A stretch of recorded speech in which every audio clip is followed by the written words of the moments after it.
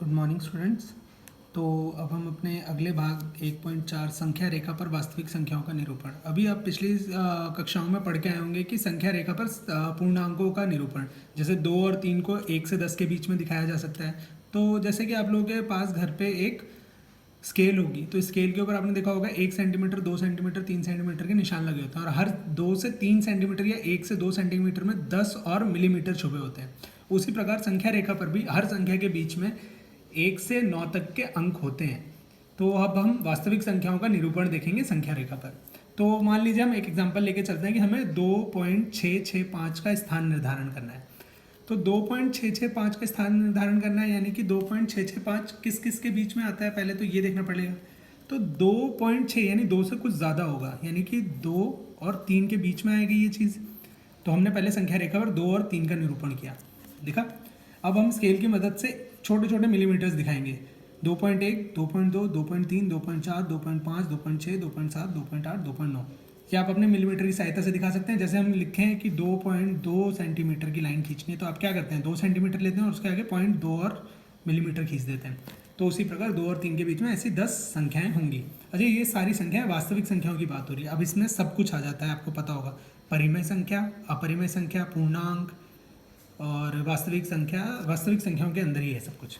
तो अब हमने यहाँ पर निरूपण कर दिया 2 से 3 के बीच में 2.1 से लेकर 2.9। अच्छा, 2.6 के बाद क्या आ रहा है, 2.6 के बाद एक और 6 है, यानी कि 2.6 से कुछ आगे होगा और 2.7 से कुछ पीछे।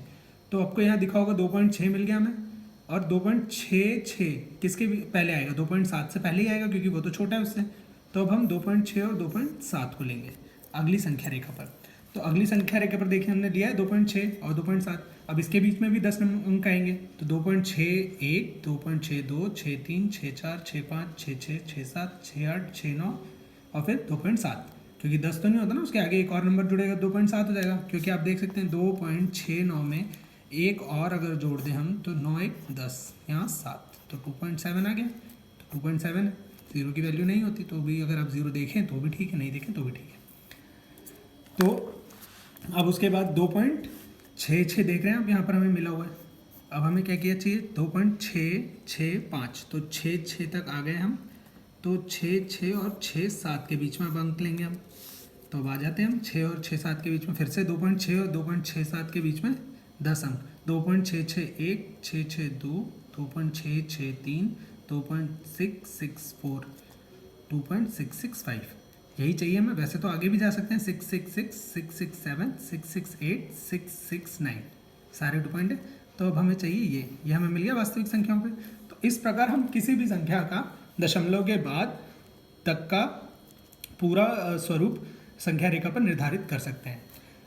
उसके बाद इस प्रक्रम को, ये जो हमने अभी किया सारा कुछ संख्या रेखा पर, इस प्रक्रम को उत्तरोत्तर आवर्धन प्रक्रम, यानी कि प्रोसेस ऑफ सक्सेसिव मैग्निफिकेशन। देख रहे हैं हम हर चीज़ को मैग्नीफाई कर रहे हैं। मैग्नीफाई क्या होता है कि किसी चीज़ को जूम करके देखना। आपके फ़ोन में भी आता है ना, फोटो को जूम करके देखते होंगे। उसी प्रकार 2.6 और 2.7 को अगर हम जूम करेंगे तो उसके बीच में ये 10 अंक आएंगे। अब इसमें 2.6 और 6 7 को जूम करेंगे तो उसमें ये 10 अंक आएंगे। इसमें हमें अपना निर्धारित करने वाला वास्तविक संख्या मिल गया। तो इसी प्रक्रम को उत्तरोत्तर आवर्धन प्रक्रम कहते हैं, process of successive magnification. Magnification मतलब जूम करना, ठीक है। तो अब हम आते हैं अपने उदाहरण 11 पे, जिसमें हमें संख्या रेखा पर 5 दशमलव स्थानों तक, अर्थात 5.3, 5 दशमलव स्थान यानी दशमलव के बाद 5 स्थान, 1 2 3 4 5।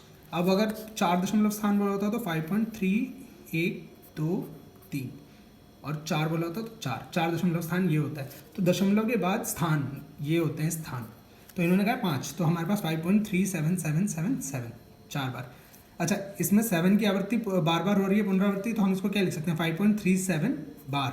बताया था ना, जहाँ से पुनरावृत्ति शुरू होती है वहाँ बार लगा देना है, का निरूपण करना है।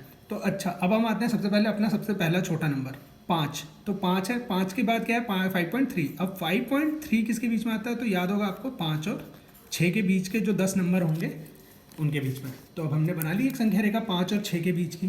तो इनके बीच में क्या क्या आएगा, 5.1, 5.2, 5.3, 5.4, 5.5 ऐसे 9 तक। हमें क्या चाहिए, 5.3 चाहिए, तो हमने 5.3 ले लिया। अब 5.3 और 5.4 के बीच में ही आएगा 5.37, हमने उठा लिया 5.3, 5.4। इसके बीच में फिर से 5.31, 32, 33, 34, 35, 36, 37, 38, 39। अब हमारा 37 मिल गया हमें।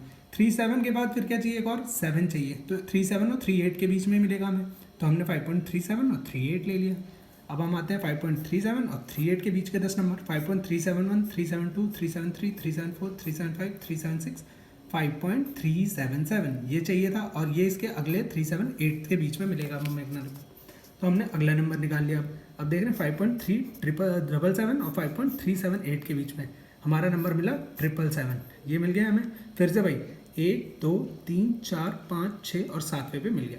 अब 777 और 778 के बीच में अगला नंबर मिलेगा हमें, क्योंकि हमें 5 7 चाहिए ना, देख रहे हैं अब 4 7 चाहिए थे, 3.47, अभी तक हमें 2 7 मिले हैं, तो 2 7 के बाद 3 7 यहाँ से उठ के यहाँ आया और 378 यहाँ पर, तो 37, उसके बाद 71 72 73 74 75 76 और फिर 4 7 मिल गए हमें यहाँ पर। अब हमें एक और चाहिए, तो उसके लिए एक बार और संख्या रेखा बनानी पड़ेगी। उसके बाद एक और संख्या रेखा बनाई हमने, जहाँ पर हमने 5 4 बार 7 और 5 3 बार 7 8, इसमें मिला 71 72 73 74 75 76 और 4 बार 2 2 4 1 5, 5.377777 मिल गया हमें, यही चाहिए था हमें। ये हमने संख्या रेखा पर निरूपित कर दिया, जहाँ मिल जाता है हम वहीं छोड़ देंगे संख्या रेखा को, ठीक है। तो हमारे कहने का मतलब क्या हुआ, तो हमारे कहने का मतलब हुआ कि प्रत्येक वास्तविक संख्या को संख्या रेखा पर एक अद्वितीय बिंदु, यानी कि एक यूनिक बिंदु हमें मिला था, हर बार जो हमें दिखाना था वही मिल रहा था हमें, एक अद्वितीय बिंदु से निरूपित किया जा सकता है।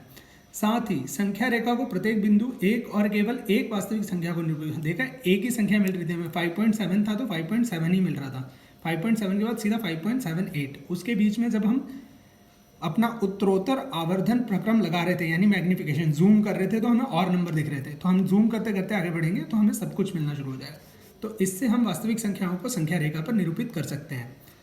इस वीडियो के आखिरी में आप अपनी प्रश्नावली करेंगे, प्रश्नावली करके मुझे कमेंट या मैसेज से अपनी प्रॉब्लम बताएंगे या खुद करके मुझे दिखाएंगे।